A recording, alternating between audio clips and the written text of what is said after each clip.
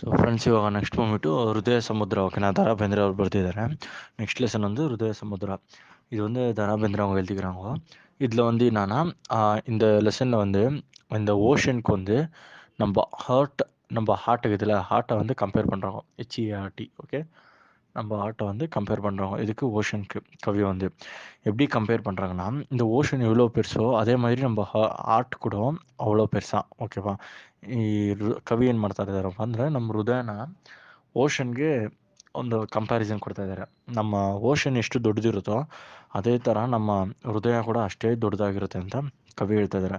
ಓಕೆನಾ. ಇಲ್ಲಿ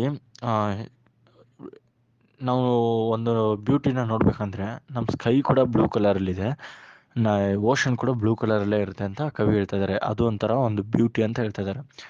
கவி என்ன சொல்கிறாங்கன்னா, ஒரு பியூட்டி பார்க்கணுன்னா இங்கே ஒரு பியூட்டி என்னன்னா, ஸ்கை கூட ப்ளூவு, அதே மாதிரி ஓஷன் கூட ப்ளூவில் தான் இருக்கும் அப்படின்னு சொல்லிட்டு அவங்க வந்து இது ஒரு பியூட்டி அப்படின்னு சொல்லிட்டு போயிட்டு சொல்கிறாங்க. ஓகேவா.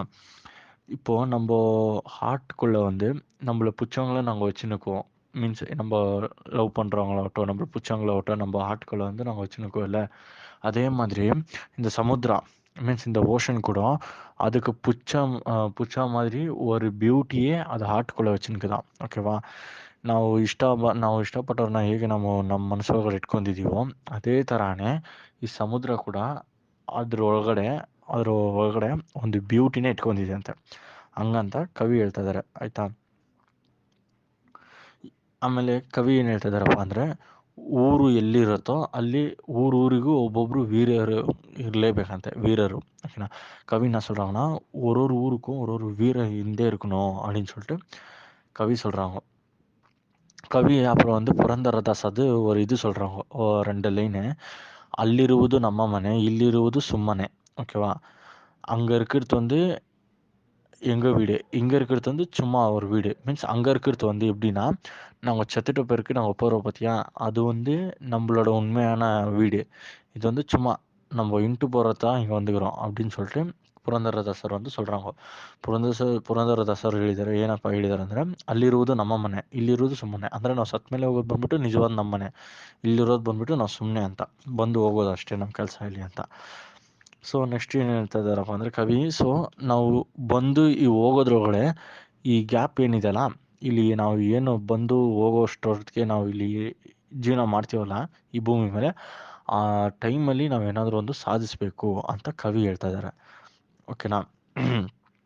கவி வந்து என்ன சொல்கிறாங்கன்னா, நாங்கள் இங்கே வந்துட்டு இந்த போகிறதுக்குள்ளேயே இங்கே நாங்கள் என்ன வாழ்கிறோம் வாழ்க்கை, அந்த வாழ்க்கையில் நாங்கள் எதனா ஒன்று அச்சீவ் பண்ணிட்டு போனோம் அப்படின்னு சொல்லிட்டு அந்த கவி சொல்கிறாங்க.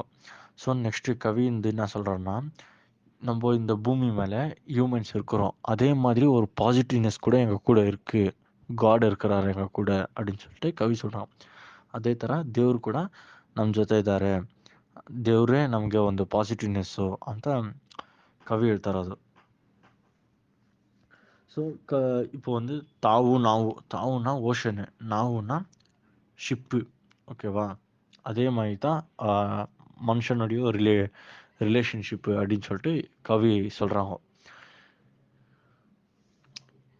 ஸோ நெக்ஸ்ட் வந்து கவி என்ன சொல்கிறாங்கன்னா, இங்கே வந்து எல்லாரும் நல்லவங்க, யாரும் கெட்டவங்க கிடையாது, ஆனால் நல்லது வந்து அவங்க ಇಂಪ್ಲಿಮೆಂಟ್ பண்ணணும் அப்படின்னு சொல்லிட்டு ಕವಿ சொல்கிறாங்க. ಸೊ ಕವಿ ಏನು ಹೇಳ್ತಾ ಇದ್ದಾರಪ್ಪ ಅಂದರೆ, ಇಲ್ಲಿ ಕೆಟ್ಟವರು ಅಂತ ಯಾರೂ ಹುಟ್ಟೋದಿಲ್ಲ, ಹುಟ್ಟಿದಾಗ ಎಲ್ಲರೂ ಒಳ್ಳೆಯವರೇ. ಆದರೆ ಅವರು ಒಳ್ಳೇದನ್ನ ಮಾಡಿದ್ರೆ ಮಾತ್ರ ಅವ್ರು ಒಳ್ಳೆಯವರಾಗಿರೋಕ್ಕೆ ಸಾಧ್ಯ. ಕೆಟ್ಟವರಾಗಿ ಅವ್ರು ಕೆಟ್ಟ ಕೆಲಸ ಮಾಡೋದ್ರಿಂದ ಅವ್ರು ಕೆಟ್ಟವರಾಗಿ ಉಳಿತಾರೆ ಅಂತ ಇದು ಮಾಡೋದು. ಆಮೇಲೆ ಲೇಖಕರು ಏನು ಹೇಳ್ತಾರಪ್ಪ ಅಂದರೆ, ಕರೆ ದೇವ್ರು ನಮ್ಮನ್ನ ಯಾವಾಗ ಕರೆ ಕೊಡ್ತಾರೆ ಅಂದರೆ, ಕರೆ ಅಂದರೆ ಇವಾಗ ದೇವ್ರು ಕರೆದ್ರೆ ನಾವು ಹೋಗ್ಬೇಕು ಅಂದರೆ ಡೆತ್ತು. ಅದಕ್ಕೆ ಕವಿ ಏನು ಹೇಳ್ತಾರಪ್ಪ ಅಂದರೆ, ಪ್ರತಿಯೊಬ್ಬ ಹುಟ್ಟಿದ ಮೇಲೆ ಅವ್ನಿಗೆ ಸಾವು ಅನ್ನೋದು ಇದ್ದೇ ಇರುತ್ತೆ. ಸೊ ದೇವ್ರು ಯಾವಾಗ ಕರಿತಾನೋ ಆವಾಗ ಹೋಗಲೇಬೇಕು. ಅದಕ್ಕೆ ನಾವು ಯಾವಾಗಲೂ ಯೋಚನೆ ಮಾಡ್ಕೊಂಡು ಕೂತ್ಕೋಬಾರ್ದು, ನಮ್ಮ ಸಾವು, ಅಯ್ಯೋ ನನ್ನ ಸಾವು ಯಾವಾಗ ಬರುತ್ತೆ, ನನ್ನ ಸಾವು ಯಾವಾಗ ಬರುತ್ತೆ ಅಂತ ಯೋಚನೆ ಮಾಡ್ಕೊಂಡು ಕೂತ್ಕೋಬಾರ್ದು. ಅದ್ರ ಬದಲು ಏನಾದರೂ ಒಂದು ಸಾಧಿಸ್ಬೇಕು ಅಂತ ಕವಿ ಹೇಳ್ತಾ ಇದ್ದಾರೆ. கவி என்ன சொல்கிறாங்கன்னா, நாங்கள் ஒரு வாட்டி பிறந்துட்டோன்னா நம்மளுக்கு சாவுன்றது இருந்தே இருக்கும். அந்த சாவறதுக்குள்ளேயே நம்ம எதனா ஒன்று அச்சீவ் பண்ணோம். அதை விட்டு நம்ம எப்போ எனக்கு சாவு வரும், எப்போ எனக்கு சாவு வரும்னு யோசிச்சுனாகட்டும், பயந்துனாகட்டும் உக்காரக்கூடாது அப்படின்னு சொல்லிட்டு கவி சொல்கிறாங்க. ಓಕೆವಾ. ನೆಕ್ಸ್ಟ್ ಒಂದು ಕವಿ ಬಂದ್ಬಿಟ್ಟು ಏನು ಮಾಡ್ತಾರಪ್ಪ ಅಂದರೆ ಅಂಬಿಗಾದು 2-3 ಲೈನ್ಸ್ ತೆಗಿತಾರೆ. ಓಕೆನಾ. ಹೆಂಗಪ್ಪ ಅಂದರೆ ನಮ್ಮ ದೇಹ ಇದೆಯಲ್ಲ, ಇದು ಬಂದ್ಬಿಟ್ಟು ಬರೀ ಒಂದು ವಸ್ತು ಥರ. ಅದರಲ್ಲಿ ನಮ್ಮ ಸೋಲ್ ಏನಿದೆಯಲ್ಲ, ಆತ್ಮ, ಅದು ಬಂದು ಸ್ಯಾಟಿಸ್ಫೈ ಆಗಬೇಕು ಇಲ್ಲಿ ಜೀವನದಲ್ಲಿ. ನಾವು ಬಾಳೋ ಲೈಫಲ್ಲಿ ನಮ್ಮ ಸೋಲ್ ಬಂದು ಸ್ಯಾಟಿಸ್ಫೈ ಆಗಬೇಕು. ನಮ್ಮದು ಬಾಡಿ ಬಂದು ಏನಿದೆಯಲ್ಲ, ಇದು ಬಂದ್ಬಿಟ್ಟು it's A thing, just A thing ಅಂತ ಹೇಳ್ತಾ ಇದ್ದಾರೆ. இங்கே வந்து அம்பிகா அவங்க என்ன சொல்கிறாங்கன்னா, நம்ம பாடி வந்து என்ன ஆகுதோ அது வந்து சும்மா ஒரு நார்மல் திங்கு, ஒரு திங்கு மாதிரி. ஆனால் இங்கே நம்ம லைஃப்பில் வந்து சாட்டிஸ்ஃபை ஆகிறது வந்து நம்ம சோலை வந்து நம்ம சாட்டிஸ்ஃபை பண்ணோம் அப்படின்னு சொல்லிட்டு சொல்கிறாங்க. இதுக்கு ஒரு எக்ஸாம்பிள் கொடுக்குறாங்க. என்னன்னா, இப்போ வந்து நம்ம ஒரு ரிவர் கிராஸ் பண்ணுறோன்னா ஒரு போட்டு மேலே ஏறி உக்காரோம் கரெக்டாக. பட் நம்மளை கிராஸ் பண்ணி விட வைக்கிறது போட்டு. ஓகேவா. அதில் கிராஸ் பண்ணி நம்ம சாட்டிஸ்ஃபையாக போகிறது வந்து நாங்கோ. ஸோ போட்டு வந்து இதில் ஒரு திங்கு, ஆனால் அந்த போட்டில் உக்காந்து போகிறவங்க நாங்கள் வந்து ஒரு சோல். அதே மாதிரி தான் ஹியூமன்ஸ் வந்து ஒரு திங்கு இந்த லைஃப் தாண்டி போகிறதுக்கு. பட் அதில் ಸೋಲು ಒಂದು ಅದಕ್ಕೆ தான் ಸ್ಯಾಟಿಸ್ಫ್ಯಾಕ್ಷನ್ கிடைக்கணும் அப்படின்னு சொல்கிறாங்க. ಸೊ ಇಲ್ಲಿ ಏನಪ್ಪ ಅಂದರೆ, இப்போ ಲೆಕ್ಕಕರು ಒಂದು ಎಕ್ಸಾಂಪಲ್ ಕೊಡ್ತಾರೆ. ಏನಪ್ಪ ಅಂದರೆ, ಇವಾಗ ನಾವು ಒಂದು ನದಿ ದಾಟಬೇಕಂದ್ರೆ ಒಂದು ಡೋಣಿಯಲ್ಲಿ ಹತ್ಕೊಂಡು ಕುತ್ಕೊಂಡು ಹೋಗ್ತೀವಿ. ಆ ಡೋಣಿನೇ ಒಂದು ವಸ್ತು. ಅದರೊಳಗಡೆ ನಾವು ಹತ್ಕೊಂಡು ಕುತ್ಕೊಂಡು ಹೋಗ್ತೀವಲ್ಲ, ನಾವೇ ಒಂದು ಸೋಲ್ ಥರ. ಅದನ್ನೇ ಲೇಖಕರು ವರ್ಣಿಸಿದ್ದಾರೆ ಇಲ್ಲಿ. ಓಕೆನಾ.